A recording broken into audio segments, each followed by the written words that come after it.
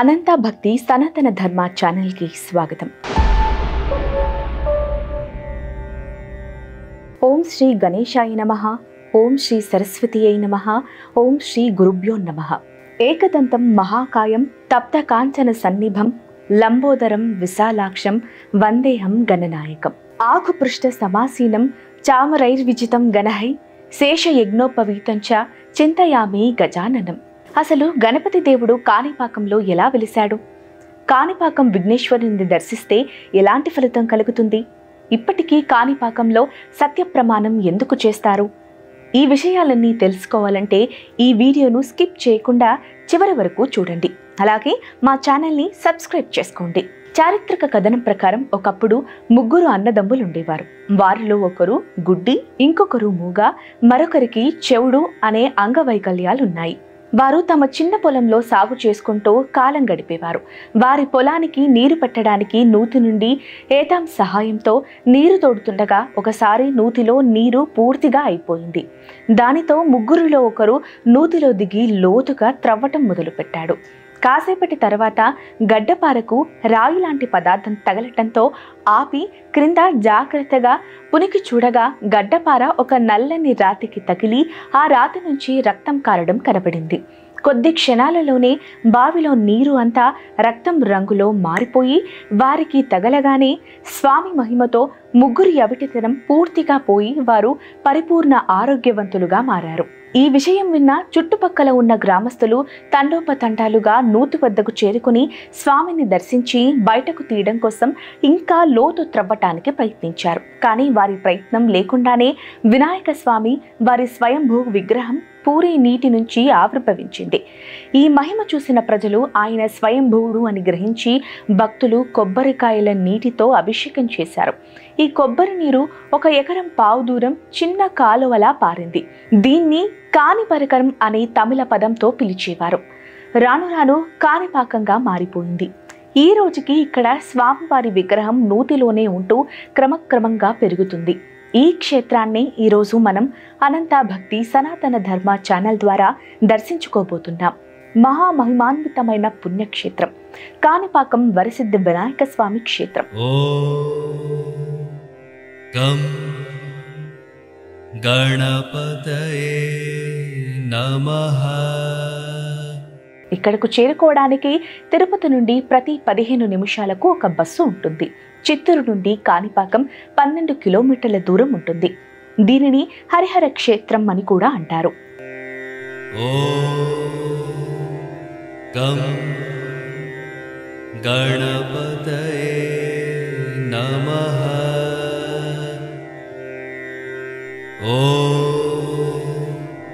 ఓం గణపతయే నమః.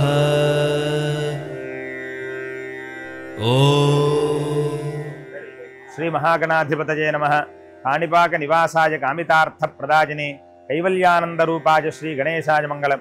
మంగళకరుడైనటువంటి శ్రీ స్వయంభూ వరసిద్ధి వినాయక స్వామి వారు చిన్న ఏతపు బావిలో ఉద్భవించి దినదిన ప్రవర్ధమానమగటం అందరికీ తెలిసిన విషయమే. విశేషమైన రీతిలో ఈ కాణిపాక క్షేత్రంలో ఉద్భవించి దినదిన ప్రవర్ధమానమగుతూ భక్తుల్ని కటాక్షిస్తూ ఉన్నారు. స్వామివారు ఉద్భవించి పెరగటం, అలాగే ఆ పెరుగుతున్న విధానాన్ని మనం తెలుసుకున్నాము. అలాగే స్వామివారికి ఉదయం 4 గంటల నుంచే స్వామివారికి సుప్రభాత సేవతో మొదలుకుని విశేష అభిషేకాదులు 6 కాలాల యందు షట్కాలార్చన అని అందరూ దీన్ని ఆగమశాస్త్ర ప్రకారం ఈ 6 కాలాల్లో స్వామివారికి అభిషేక అర్చనాదులు నిర్వహించి విశేష నైవేద్యాలు కూడా సమర్పించడం, భక్తులకి దర్శనాన్ని ఇవ్వటం, అలాగే ప్రతి అభిషేకానికి ముందు స్వామివారి యొక్క నిజరూప దర్శనాన్ని చేయించడం జరుగుతుంది. అది ప్రత్యేకమైనటువంటి రుసుము చెల్లించి భక్తులు ప్రత్యేక లేని ద్వారా వెళ్ళి స్వామివారిని దర్శిస్తారు. అలాగే స్వామివారికి జరిగేటువంటి పంచామృత అభిషేకములు కానీ అలాగే పాలాభిషేకములు కానీ అత్యంత మహిమాన్వితమై ఉన్నది. ఈ చుట్టుపక్కల ఉన్నటువంటి గ్రామాల వారు అందరూ కూడాను ఈ సేవలలో పాల్గొంటూ విశేష రీతిన వచ్చేటువంటి భక్తులు కూడా స్వామివారి సేవలో తరిస్తూ ఉంటారు. అలాగే స్వామివారికి నిత్యము సహస్రనామార్చన, ఈ సహస్రనామార్చన కార్యక్రమం ఉదయం 5:30 గంటల తర్వాత జరిగేటువంటి అభిషేకం తరువాత 6 గంటల నుండి 6 గంటల 40 నిమిషముల వరకు మహాహారతులతో ముగుస్తుంది. ఈ సహస్రనామార్చనని సాక్షాత్తుగా స్వామివారే చెప్పినట్లుగా మనకి ఆ సహస్రనామార్చన ద్వారా జరుగుతుంది. మహాగణపతిరువాచ అని అది ప్రారంభమవుతున్నది. అత్యంత విశేష ఫలప్రదమైనటువంటిది. స్వామివారి నామాన్ని జపించడం ద్వారానే సకలమైనటువంటి కష్టాలన్నీ తొలగించుకుంటంలో ఎటువంటి సందేహం లేదు. మనం అటువంటిది సహస్రనామాల చేత స్వామివారిని అర్చించడం, వివిధ పుష్పముల చేతను దూర్బల చేతను స్వామివారిని అర్చించడం జరుగుతుంది. గం గణపతయే నమః.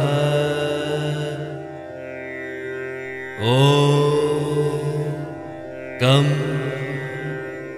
గణపతయే నమః.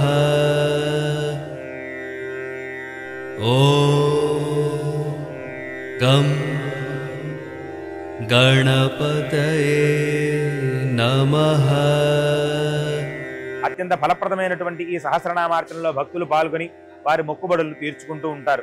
అలాగే అనంతరం 7:30 స్వామివారికి క్షీరాభిషేకం ప్రారంభమవుతున్నది. ఈ ప్రారంభమైనటువంటి క్షీరాభిషేకం కేవలం క్షీరంతో మాత్రం అభిషేకం జరుగుతుంది. అనంతరం దర్శనం. ఆ తరువాత స్వామివారికి 9 గంటలకు పంచామృత అభిషేకం జరుగుతుంది. ఈ పంచామృతములు పాలు, పెరుగు, ఆవు నెయ్యి, తేనె, పంచదార, ఫలములు చేతను స్వామివారికి అభిషేకించడం జరుగుతుంది. ఇవన్నీ కూడా భక్తుల యొక్క కష్టములు తొలగించడం కోసం ఆయుర్వృద్ధికరమైనటువంటిది. అలాగే ఐశ్వర్యప్రదాయకమైనటువంటి ఈ ద్రవ్యములని స్వామివారికి సమర్పించి అభిషేకించి భక్తుల కోరికల్ని కూడా తీర్చుకుంటూ ఉంటారు భక్తులు.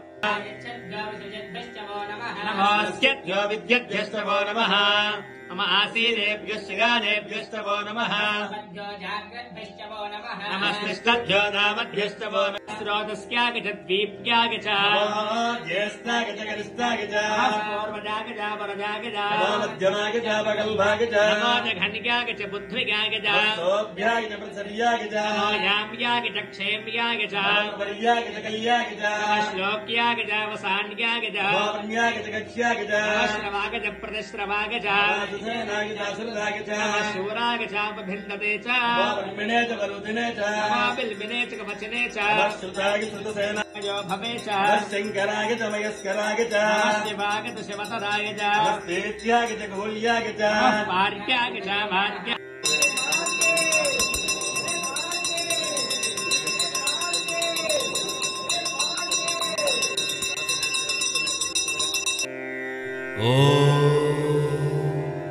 गं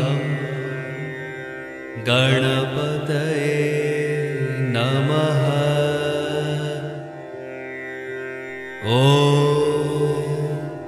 गं శ్రీ కాణిపాక వినాయక స్వామి స్వయంభు గణపతి చిన్న వేతబావిలో స్వామి పుట్టి పెరుగుతున్నారు.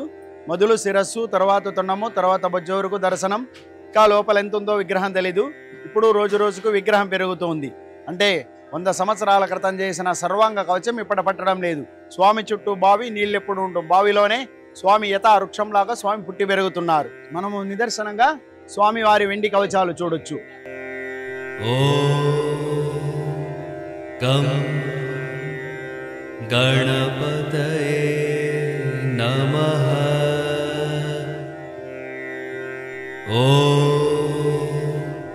गं गणपतये नमः।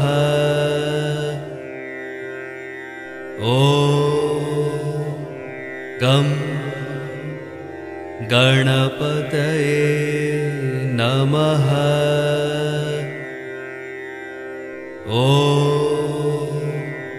गं गणपतये नमः।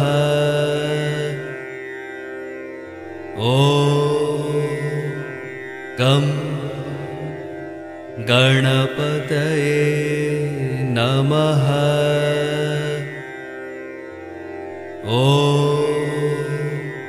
गं गणपतये नमः।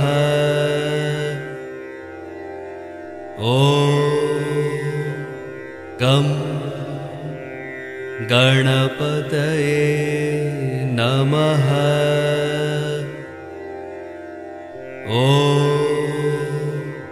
गं गणपतये नमः। స్వామివారి ఆలయంలోనే ఉపాలయాలుగా నవగ్రహ ఆలయం. गं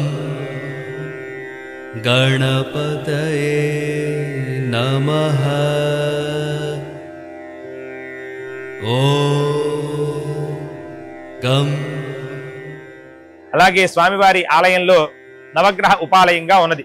ఈ నవగ్రహాలకి అర్చనలు, నవగ్రహ శాంతి, అలాగే శని దోష నివారణ జ్యోతి, అలాగే శని నివారణం కోసం ప్రతి శనివారమును కూడా భక్తుల కొరకు తైలాభిషేకం నిర్వహించడం జరుగుతుంది.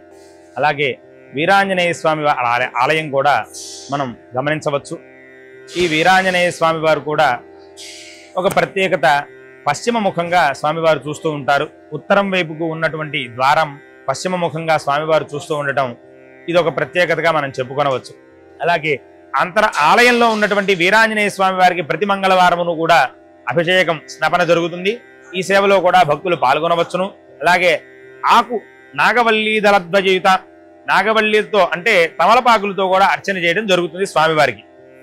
అలాగే ఈ ఆలయంలో అన్నప్రాశనలు, అక్షరాభ్యాసములు, నామకరణములు ఇత్యాదులన్నీ కూడా విరివిగా నిర్వహించుకుంటూ ఉంటారు. ఇవన్నీ కూడా పురోహిత ద్వారా నిర్వహించడం జరుగుతుంది.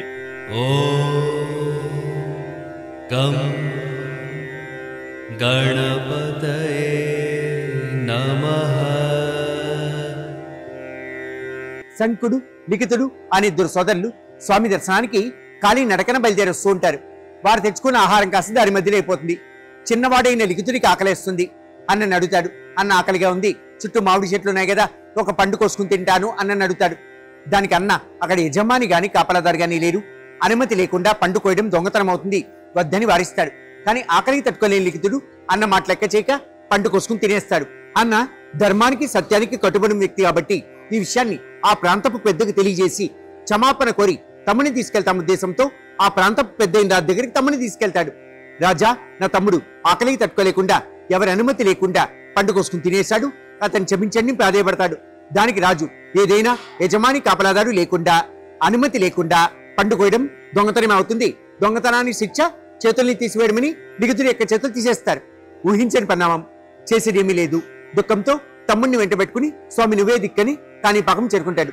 స్వామి దర్శనానికి ముందు పక్కన ఒక నది వెళ్తూ ఉంది. ఆ నదిలో అన్నదమ్ములు ఇద్దరు మునగడం, మునిగి లేచిన వెంటనే లిఖితుడికి యథావిధిగా చేతులు రావడం జరుగుతుంది.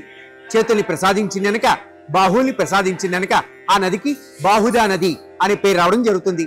అలాగే స్వామివారికి ఉదయం 7 గంటల నుండి 8 గంటల వరకు, అలాగే 8 గంటల నుండి 9 గంటల వరకు ప్రత్యేక గణపతి హోమము, అష్టద్రవ్య హవిప్రియాయ నమః అని చెప్పి స్వామివారి నామాలు. ఈ అష్టద్రవ్యములన్నీ కూడాను అంటే 8 ద్రవ్యముల చేత స్వామివారికి ప్రీతిగా హోమం జరుగుతుంది.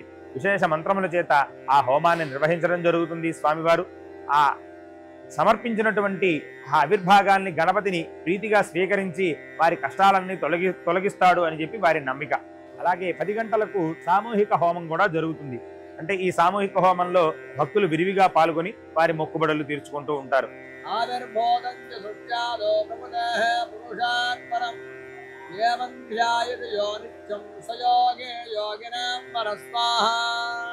అలాగే స్వామివారికి 11 గంటల నుండి ప్రత్యేక కళ్యాణోత్సవం జరుగుతుంది. సిద్ధిబుద్ధితమేతరై సర్వాలంకార భూషితుడైనటువంటి శ్రీ స్వామివారు కళ్యాణ వేదికను అధిరోహించి భక్తుల్ని కటాక్షిస్తూ ఈ కళ్యాణోత్సవాన్ని నిర్వహింపజేస్తారు స్వాములు.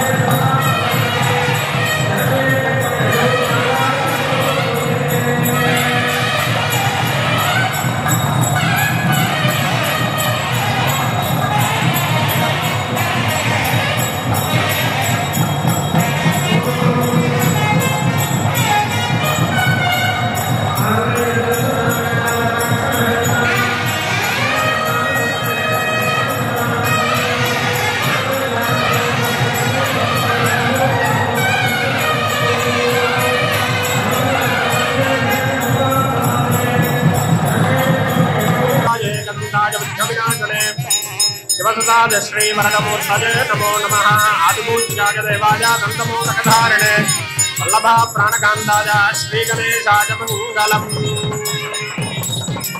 హర పార్వతీ పతదే హర. 4:30 గంటల నుండి 5 గంటల వరకు స్వామివారికి నిజరూప దర్శనం, 5 గంటల నుండి 5:30 గంటల వరకు స్వామివారికి ఈ యొక్క క్షేత్ర మాహాత్మ్యమైనటువంటి సత్య ప్రమాణాలు. స్వామివారికి మరొక పేరు ఉన్నది, సత్య ప్రమాణాల స్వామి అని.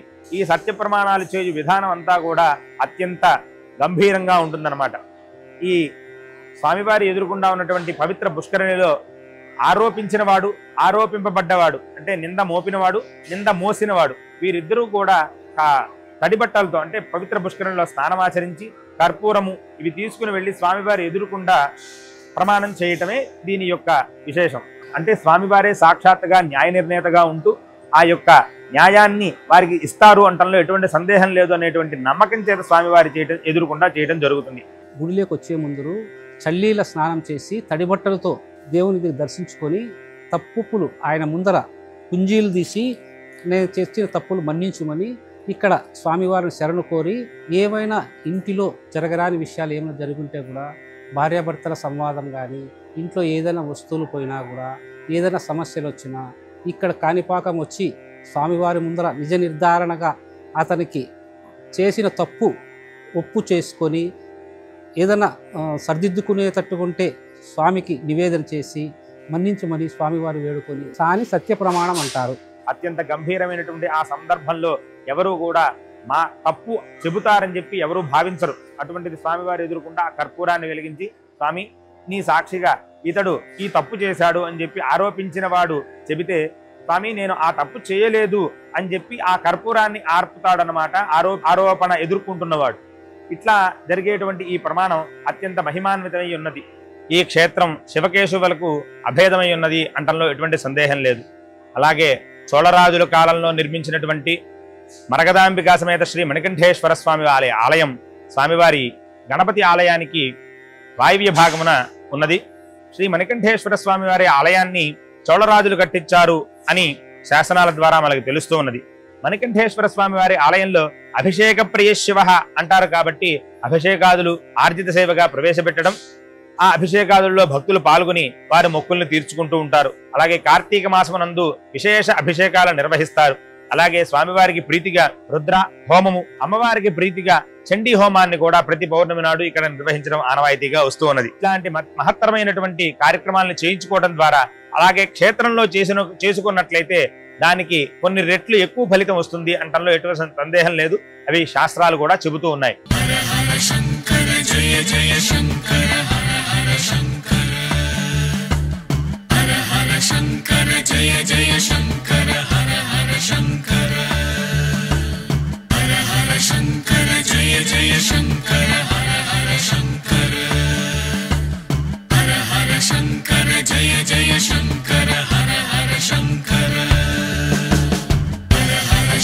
ఈ మణికంఠేశ్వర స్వామి వారి ఆలయంలో ఈ గ్రామంలో ఈ చుట్టుపక్కల ఒక చిన్న కథని ప్రచారంలో ఉన్నది. అక్కడ దుర్గామాత ఉన్నది. ఈ దుర్గామాత ఆ క్షేత్రాన్ని పరిపాలిస్తూ ఉన్నదిట. ఒకానొక సందర్భంలో పూర్వం ఆ అర్చకుని యొక్క కుమారుడు ఆలయంలోకి వెళ్ళి ఆడుకుంటూ అదే సమయంలో నిద్రిస్తాడు. కాలాతీతం అవటం, ఆ అర్చక స్వామి అది గమనించక తలుపు వేసేయటం, ఆ తరువాత పిల్లవాడి కోసం ఎంత వెతికినో ఎక్కడా కనిపించకపోయేసరికి ఆలయాన్ని తెరిచే ప్రయత్నం చేస్తారట ఆ అర్చక స్వామి. అర్చక స్వామి ఆ చేసే ప్రయత్నంలో అశరీరవాణి అంటే లోపల నుంచి మాటలు వినబడుతున్నాయట. నీ కుమారుడు ఇక్కడే ఉన్నాడు, తలుపు తెరవవద్దు, ఉదయాన్నే తీసుకువెళ్ళు అని చెప్పారట. లోపల నుంచి ఎవరో మాట్లాడినట్లుగా ఆ మాటలు వినబడ్డాయి వారికి. అయినా భయకంపితులైనటువంటి ఆ అర్చక స్వామి వినక మాటలు పట్టించుకొనక ఆలయాన్ని తెరుస్తాడట. ఆ కుమారుణ్ణి అంటే ఆ పిల్లవాడిని ఆ అమ్మవారు ఖండించినట్లుగా మనకి తెలుస్తూ ఉన్నది. ఈ అంటే అత్యంత శక్తివంతమైనటువంటి క్షేత్రము అంటంలో ఎటువంటి సందేహం లేదు అనేటువంటి విషయాన్ని మనం ఆ విషయం ద్వారా మనం తెలుసుకునవచ్చును. తర్వాత యథాప్రకారంగా ఆ అమ్మవారి యొక్క అనుగ్రహం కలగటం, ఆ కుమారుడు మళ్ళా వాళ్ళకి రావటం ఏవో జరిగినాయని చెప్పి ఇక్కడ పూర్వులు చెప్పడం ద్వారా మనకి తెలియవస్తూ ఉన్నది. అలాగే స్వామివారికి తూర్పు వైపు ఈశాన్యంలో స్వామివారి వరదరాజస్వామి వారి శ్రీదేవి భూదేవి సమేత వరదరాజస్వామి వారి ఆలయం కూడా ఉన్నది. అలాగే జనమేజయ మహారాజు అంటే మరొక యుగము ముందు మనకి కలియుగానికి ముందుగానే జనమేజయ మహారాజు ఇక్కడ అష్టోత్తర శత వైష్ణవ ఆలయాలు నిర్మించిన విధానంలో ఇక్కడ కూడా ఒక ఆలయాన్ని నిర్మించాడు. అంటే యుగాలకి అతీతమై ఉన్నటువంటి ఆలయం ఆ వరదరాజస్వామి వారి ఆలయం. శ్రీదేవి భూదేవి పేరిందేవి సమేత శ్రీ వరదరాజస్వామి వారు నిలువెత్తు విగ్రహాలు మనం దర్శించి ధరించవచ్చును. అత్యంత మహిమాన్వితమైన క్షేత్రం. దీని ద్వారానే శివకేశవులకి అభేదమై ఉన్నది ఈ క్షేత్రం అని మనం చెప్పుకుంటున్నాం. అలాగే మనకి శ్రీదేవి భూదేవి పేరిందేవి నాయకి సమేత శ్రీ వరదరాజస్వామి వారి ఆలయంలో కూడా స్వామివారికి శనివారం నాడు శ్రవణ తిరుమంజనం ఇత్యాది కార్యక్రమాలు, విశేష పర్వదినాలలో విశేషమైనటువంటి అలంకారాలు, అలంకార ప్రియో విష్ణు అని శాస్త్రం. ఆ అలంకారాలు కూడా నిర్వహించడం, అలాగే ప్రతి దినమునందు కూడా స్వామివారికి సుదర్శన హోమం నిర్వహించడం జరుగుతుంది. ఈ సుదర్శన హోమానికి అత్యంత మహిమాన్వితమై ఉన్నది. ఈ సుదర్శన హోమం చేయడం ద్వారా సకల శత్రువులను నిర్జించి సకల అభీష్టప్రదాయకమైనటువంటి ఈ సుదర్శన హోమాన్ని భక్తులు ఎంతో భక్తిగా నిర్వహిస్తూ ఉంటారు. హర హర శంకర జయ జయ శంకర హర హర శంకర హర హర శంకర జయ జయ శంకర హర హర శంకర. మూలధార చక్రము కుండలిని యోగము ప్రకారము షట్చక్రాలలో మొదటిదైన మూలధార చక్రానికి అధిపతి వినాయకుడు. ఈ చక్రంలోనే కుండలిని శక్తి సాధారణంగా అంతస్థితమై అంటే చుట్టూ చుట్టుకొని నిద్రాణమై ఉంటుంది. వినాయకుని రూపంలో పామును చూపడానికి మూలాధార చక్రంతో ఉన్న సంబంధానికి సారూప్యం అంటుంటారు. గణపతి అథర్వ శీర్షంలో కూడా ఈ విషయం చెప్పబడింది. కనుక వినాయకుడు అన్నింటికీ మూలాధారము. వినాయకుని తొండము ఓంకారానికి సంకేతముగా చెబుతారు. ఏనుగు తల జ్ఞానానికి యోగానికి చిహ్నము. మనిషి శరీరము మాయకు ప్రకృతికి చిహ్నము. చేతిలో పరశువు అజ్ఞానమును ఖండించడానికి సంకేతము.